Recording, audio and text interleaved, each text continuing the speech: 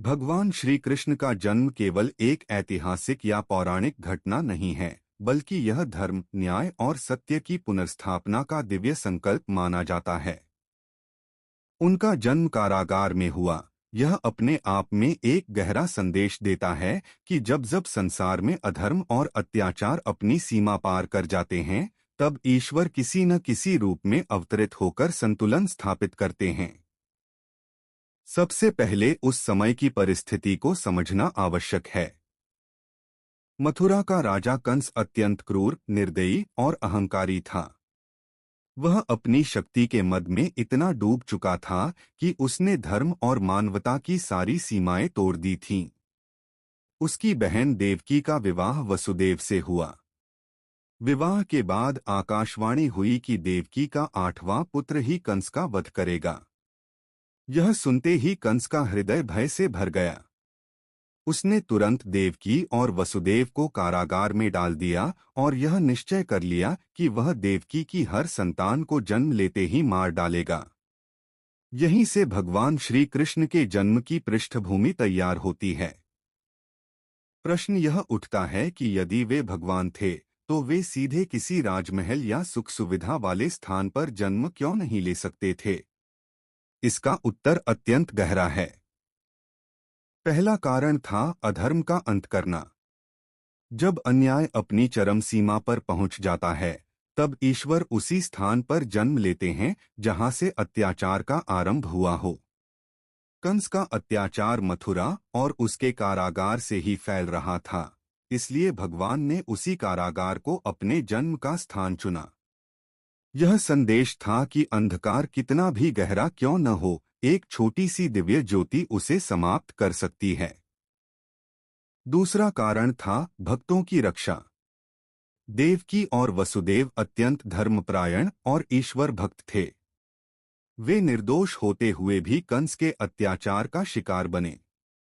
भगवान का जन्म उनके घर में इसलिए हुआ ताकि यह सिद्ध हो सके कि सच्चे भक्त कभी अकेले नहीं होते। कठिनाइयां आती हैं, परंतु अंततः विजय सत्य की ही होती है। तीसरा कारण था धरती का भार हल्का करना। उस समय पृथ्वी पर असुरों और अत्याचारी राजाओं की संख्या बढ़ गई थी।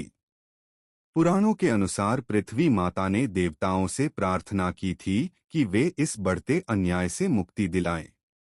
तब भगवान विष्णु ने श्री कृष्ण के रूप में अवतार लेने का निश्चय किया। उनका जन्म केवल कंस वध के लिए नहीं था, बल्कि समस्त दुष्ट शक्तियों का नाश करने के लिए था। चौथा कारण था जीवन का संदेश देना। श्री कृष्ण का जन्म कारागार में हुआ, परंतु उनका जीवन प्रेम, संगीत, मित्रता और करुणा से भरा रहा। यह बताता है कि जन्म की परिस्थितियां किसी व्यक्ति के भविष्य को निर्धारित नहीं करती। परिस्थितियां चाहे कितनी भी कठिन हो, व्यक्ति अपने कर्मों से महान बन सकता है। उनके जन्म की रात भी विशेष थी। भाद्रपद मास की अष्टमी तिथि, आधी रात का समय, घोर वर्षा और अंधकार, ऐसा प्रतीत हो रहा था मानो प्रकृति स्वयं किसी महान घटना की साक्षी बनने को तैयार हो। जैसे ही श्री कृष्ण ने जन्म लिया, कारागार के बंधन स्वतः खुल गए, पहरेदार सो गए और दरवाजे खुल गए। यह संकेत था कि जब दिव्यता प्रकट होती है, तब प्रकृति भी उसके मार्ग में आने वाली बाधाओं को हटा देती है। इसके बाद वसुदेव जी बालक कृष्ण को लेकर यमुना पार गोकुल पहुंचे। वहां उन्होंने उन्हें यशोदा माता के पास छोड़ दिया। यह भी एक गहरा संदेश है कि भगवान का पालन पोषण एक ग्वालिन के घर में हुआ। उन्होंने राजसी ठाठ बाट में नहीं, बल्कि साधारण ग्रामीण जीवन में परवरिश पाई। इससे यह शिक्षा मिलती है कि महानता का संबंध वैभव से नहीं, बल्कि विचारों और कर्मों से होता है। श्री कृष्ण के जीवन का उद्देश्य केवल कंस का वध करना नहीं था। आगे चलकर उन्होंने महाभारत जैसे महान युद्ध में अर्जुन को गीता का उपदेश दिया। उन्होंने कर्म, धर्म, भक्ति और ज्ञान का जो संदेश दिया, वह आज भी मानव जीवन का मार्गदर्शन करता है। उनका जन्म कारागार में हुआ, परंतु उन्होंने संपूर्ण विश्व को स्वतंत्रता, साहस और सत्य का मार्ग दिखाया। यदि हम आध्यात्मिक दृष्टि से देखें तो कारागार हमारे मन का प्रतीक भी है। जब मन मोह, लोभ, क्रोध और अहंकार के बंधनों में जकड़ा होता है, तब भीतर की दिव्यता प्रकट नहीं हो पाती। श्री कृष्ण का जन्म कारागार में होना यह संकेत देता है कि जब हम अपने भीतर के अंधकार को पहचानते हैं और ईश्वर को स्मरण करते हैं, तब हमारे जीवन के बंधन टूटने लगते हैं। उनका जीवन हमें सिखाता है कि भय का अंत केवल साहस से होता है और अन्याय का अंत केवल धर्म से। कंस ने भय के कारण निर्दोष बच्चों की हत्या की, परंतु अंततः उसका अंत उसी 8वें पुत्र के हाथों हुआ। यह कर्मफल का सिद्धांत है, जो जैसा बोता है वैसा ही काटता है। आज भी जब हम जन्माष्टमी मनाते हैं तो केवल एक उत्सव नहीं मनाते, बल्कि उस दिव्य संदेश को याद करते हैं कि चाहे जीवन में कितनी भी कठिनाई क्यों न हो, आशा की किरण अवश्य जन्म लेती है। श्री कृष्ण का जन्म हमें विश्वास दिलाता है कि अंधकार स्थायी नहीं होता। इस प्रकार भगवान श्री कृष्ण का जेल में जन्म लेना केवल एक घटना नहीं, बल्कि एक प्रतीक है, अन्याय के अंत का, धर्म की स्थापना का, भक्तों की रक्षा का और मानवता को सही मार्ग दिखाने का। उनका अवतार यह सिखाता है कि ईश्वर वहीं प्रकट होते हैं जहां उनकी सबसे अधिक आवश्यकता होती है। जब जब संसार में अन्याय, अत्याचार और अधर्म अपनी सीमा को पार कर जाता है, तब ईश्वर किसी न किसी रूप में अवतरित होते हैं। भगवान श्री कृष्ण का कारागार में जन्म इसी सत्य की घोषणा था। यह केवल एक ऐतिहासिक या पौराणिक प्रसंग नहीं, बल्कि एक गहरा आध्यात्मिक और सामाजिक संदेश है, जो आज भी उतना ही प्रासंगिक है जितना उस समय था। उस समय मथुरा पर कंस का शासन था। वह बलशाली तो था, परंतु उससे भी अधिक अहंकारी और क्रूर। उसने सत्ता को सेवा का माध्यम नहीं, बल्कि भय और अत्याचार का साधन बना लिया था। उसकी बहन देवकी और उनके पति वसुदेव धर्मनिष्ठ और सत्यवादी थे। जब देवकी का विवाह हुआ और आकाशवाणी ने यह घोषणा की कि देवकी का 8वां पुत्र कंस का वध करेगा, तब से कंस का जीवन भय से भर गया। भय ने उसके विवेक को नष्ट कर दिया और वह अत्याचार की पराकाष्ठा तक पहुंच गया। उसने अपनी ही बहन और बहनोई को कारागार में डाल दिया। एक एक कर देवकी की 7 संतानों को जन्म लेते ही मार डाला। यह दृश्य केवल एक परिवार की पीड़ा नहीं था, बल्कि उस युग की त्रासदी थी। जब शासक ही अत्याचारी बन जाए, तब प्रजा किससे न्याय की अपेक्षा करे? यही वह क्षण था जब ईश्वर के अवतरण की आवश्यकता हुई। भगवान श्री कृष्ण का जन्म आधी रात को, अंधकार के बीच, वर्षा और तूफान के बीच हुआ। यह अंधकार केवल भौतिक नहीं था, बल्कि नैतिक और आध्यात्मिक अंधकार भी था। उनका जन्म यह बताने के लिए हुआ कि सबसे गहरी रात के बाद ही प्रभात होता है। उनका जेल में जन्म लेना कई प्रतीकों से भरा हुआ है। कारागार केवल ईंट और पत्थरों की दीवार नहीं, बल्कि वह मानव जीवन के बंधनों का प्रतीक है। हम सब किसी न किसी प्रकार के बंधन में बंधे हैं, अहंकार, लोभ, क्रोध, मोह, भय। जब ये बंधन हमें जकड़ लेते हैं, तब हमारा जीवन भी एक कारागार बन जाता है। श्री कृष्ण का जन्म उसी कारागार में हुआ, ताकि यह सिखाया जा सके कि दिव्यता सबसे कठिन परिस्थितियों में भी प्रकट हो सकती है। जैसे ही वे जन्मे, कारागार के बंधन टूट गए, पहरेदार सो गए, दरवाजे खुल गए। यह संकेत था कि जब जीवन में ईश्वर का प्रकाश आता है, तब बंधन अपने आप टूटने लगते हैं। वसुदेव जी बालक कृष्ण को लेकर यमुना पार गोकुल पहुंचे। उफनती हुई यमुना भी मार्ग देने लगी। यह दर्शाता है कि जब उद्देश्य पवित्र हो, तो प्रकृति भी सहायता करती है। गोकुल में उनका पालन पोषण साधारण ग्वाल परिवार में हुआ। उन्होंने राजसी वैभव नहीं, बल्कि सादगी को चुना।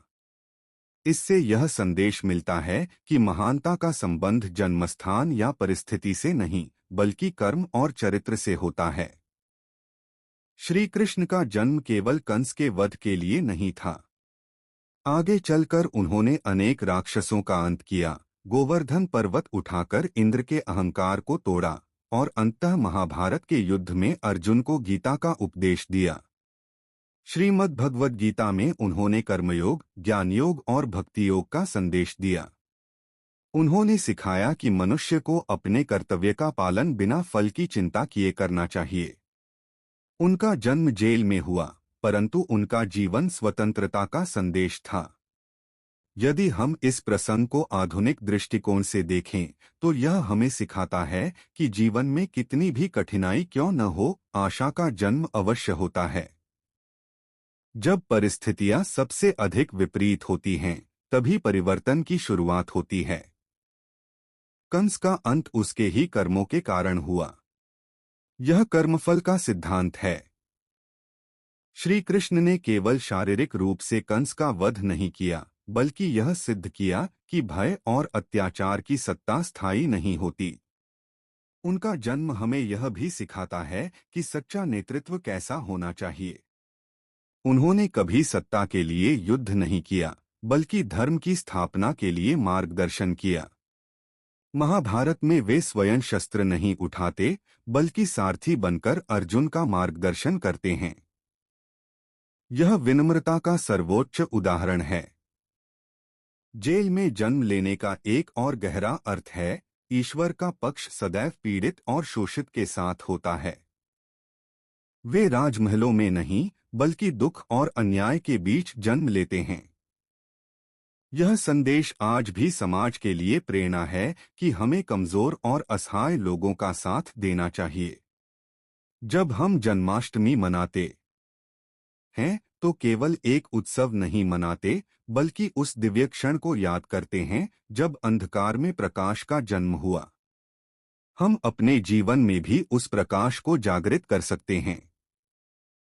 श्री कृष्ण का जीवन प्रेम, करुणा, मित्रता और साहस का संगम है।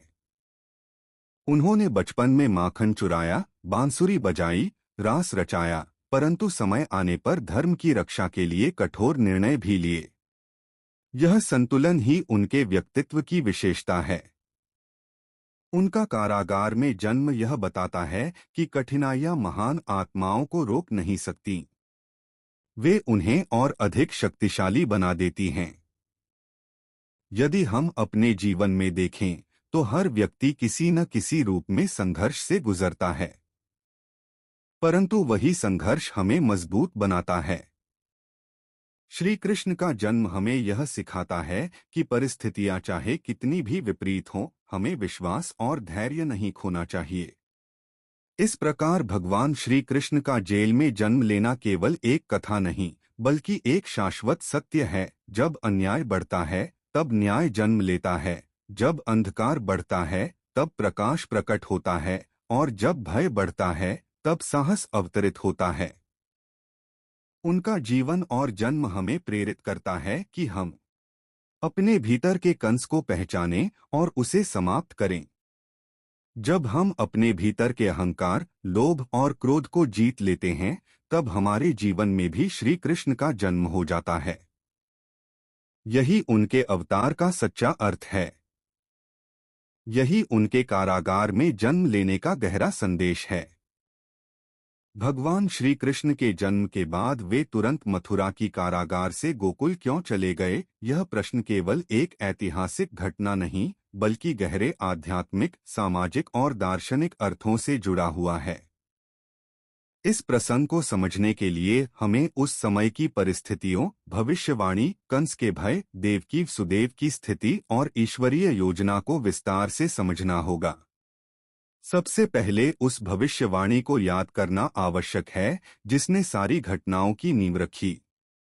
जब देवकी का विवाह हुआ, तब आकाशवाणी ने घोषणा की कि देवकी का 8वां पुत्र ही अत्याचारी राजा कंस का वध करेगा। इस भविष्यवाणी ने कंस को भयभीत कर दिया। भय मनुष्य को विवेकहीन बना देता है। कंस ने तुरंत देवकी और वसुदेव को कारागार में डाल दिया और एक एक कर उनकी 7 संतानों की हत्या कर दी।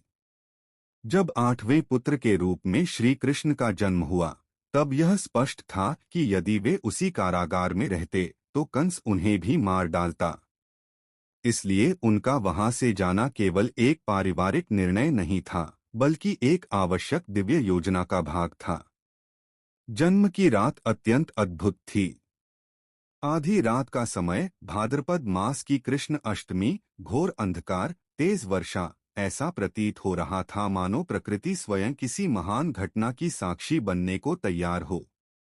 जैसे ही श्री कृष्ण ने जन्म लिया, कारागार के बंधन स्वतः खुल गए, पहरेदार गहरी नींद में सो गए और दरवाजे स्वयं खुल गए। यह संकेत था कि अब ईश्वर की योजना आरंभ हो चुकी है। यह प्रश्न उठता है, भगवान स्वयं सर्वशक्तिमान थे, तो वे वहीं रहकर कंस का अंत क्यों नहीं कर देते? वे गोकुल क्यों गए? पहला कारण था समय की परिपक्वता। ईश्वर भी प्रकृति के नियमों के अनुसार लीला करते हैं। वे बाल रूप में जन्म लेकर तुरंत युद्ध नहीं करते। उन्हें बाल्यकाल, किशोरावस्था और युवावस्था की लीलाएं करनी थीं। उन्हें मानव रूप में जीवन के प्रत्येक चरण को जीना था, ताकि वे मानवता को पूर्ण उदाहरण दे सकें। दूसरा कारण था संरक्षण। देवकी और वसुदेव कारागार में थे। वहां सुरक्षा असंभव थी। यदि कंस को पता चल जाता कि 8वां पुत्र जन्म ले चुका है, तो वह तुरंत उसे मार डालता। इसलिए वसुदेव को दिव्य आदेश मिला कि वे बालक को यमुना पार गोकुल ले जाएं। तीसरा कारण था पालन पोषण का वातावरण। गोकुल में नंद बाबा और यशोदा माता का घर प्रेम, सरलता और ग्रामीण सादगी से भरा हुआ था। वहां राजदरबार की राजनीति नहीं थी, केवल स्नेह था। भगवान ने अपना बचपन राजमहल में नहीं, बल्कि ग्वालों के बीच बिताने का निर्णय लिया। यह एक गहरा संदेश है कि महानता वैभव में नहीं, बल्कि प्रेम और सादगी में जन्म लेती है। जब वसुदेव बालक कृष्ण को लेकर यमुना पार कर रहे थे, तब यमुना का जल उफान पर था। परंतु जैसे ही वसुदेव आगे बढ़े, जल का स्तर नीचे हो गया। शेषनाग ने फन फैलाकर बालक की रक्षा की। यह दृश्य केवल चमत्कार नहीं था, बल्कि यह दर्शाता है कि जब उद्देश्य धर्म की रक्षा हो, तो प्रकृति भी सहायक बन जाती है। गोकुल पहुंचकर वसुदेव ने कृष्ण को यशोदा के पास छोड़ दिया और वहां जन्मी कन्या को लेकर वापस कारागार आ गए। जब कंस को पता चला कि 8वां बच्चा जन्म ले चुका है, तो उसने उस कन्या को भी मारने का प्रयास किया। परंतु वह कन्या योगमाया के रूप में आकाश में प्रकट होकर बोली, तुझे मारने वाला जन्म ले चुका है। यह प्रसंग बताता है कि ईश्वर की योजना को कोई रोक नहीं सकता। अब प्रश्न यह है कि श्री कृष्ण का गोकुल जाना केवल सुरक्षा के लिए था या इसके पीछे और भी कारण थे। एक महत्वपूर्ण कारण था लीलाएं। श्री कृष्ण को बाल्यकाल में अनेक राक्षसों का वध करना था, पूतना, तृणावर्त, शक्तासुर, बकासुर आदि। ये सभी कंस द्वारा भेजे गए थे। यदि वे मथुरा में रहते, तो ये घटनाएं संभव नहीं होती। गोकुल और वृंदावन की भूमि ही उनकी बाल लीलाओं के लिए उपयुक्त थी। दूसरा कारण था प्रेम का संदेश। गोकुल में उन्होंने सखा भाव, मातृभाव और गोपियों के साथ माधुर्य भाव की लीलाएं की। यह भक्ति के विभिन्न रूपों को स्थापित करने के लिए आवश्यक था। तीसरा कारण था विनम्रता। भगवान होते हुए भी उन्होंने एक साधारण ग्वाल बालक का जीवन जिया। उन्होंने गायें चराईं, माखन चुराया, बांसुरी बजाई। यह संदेश था कि ईश्वर को पाने के लिए राजसी वैभव की आवश्यकता नहीं, केवल प्रेम और भक्ति चाहिए। गोकुल में बिताया गया उनका बचपन केवल मनोरंजक कथाएं नहीं हैं, वे आध्यात्मिक प्रतीक हैं। उदाहरण के लिए, कालिया नाग का दमन केवल एक सर्प को हराना नहीं था, बल्कि यह अहंकार और विषैले विचारों पर विजय का प्रतीक था। गोवर्धन पर्वत उठाना केवल शक्ति प्रदर्शन नहीं था, बल्कि यह प्रकृति पूजा और अहंकार त्याग का संदेश था। यदि वे जन्म के बाद मथुरा में ही रहते तो यह सब संभव नहीं होता। उनका गोकुल जाना यह भी दर्शाता है कि जीवन में कभी कभी स्थान परिवर्तन आवश्यक होता है। जब वातावरण विषाक्त हो जाए तो वहां से हटकर सुरक्षित और सकारात्मक स्थान पर जाना बुद्धिमानी है। आध्यात्मिक दृष्टि से देखें तो कारागार हमारे बंधनों का प्रतीक है और गोकुल स्वतंत्रता का। श्री कृष्ण का कारागार से गोकुल जाना यह बताता है कि दिव्यता बंधन में नहीं रह सकती। उसे खुला आकाश चाहिए, प्रेम चाहिए, भक्ति चाहिए। आगे चलकर जब वे युवा हुए तब वे मथुरा लौटे और कंस का वध किया। इसका अर्थ है, पहले स्वयं को सशक्त बनाओ, फिर अन्याय का सामना करो। यह जीवन का भी सिद्धांत है। यदि हम कमजोर हों तो सीधे संघर्ष में उतरना उचित नहीं। पहले हमें ज्ञान, शक्ति और आत्मविश्वास अर्जित करना चाहिए। इस प्रकार जन्म के बाद श्री कृष्ण का गोकुल जाना केवल सुरक्षा के लिए नहीं, बल्कि एक व्यापक दिव्य योजना का भाग था। वहां उन्होंने प्रेम, भक्ति, साहस और धर्म की नींव रखी। फिर समय आने पर वे मथुरा लौटे और अधर्म का अंत किया। उनकी यह यात्रा हमें सिखाती है कि हर महान कार्य के लिए तैयारी आवश्यक है। संघर्ष से पहले साधना जरूरी है, और जब समय सही हो तभी निर्णायक कदम उठाना चाहिए। श्री कृष्ण का कारागार से गोकुल जाना यह संदेश देता है कि जीवन में परिस्थितियां चाहे कितनी भी कठिन हो, हमें धैर्य रखना चाहिए, सही समय की प्रतीक्षा करनी चाहिए और अपनी शक्ति को विकसित करना चाहिए। यही इस प्रसंग का गहरा अर्थ है।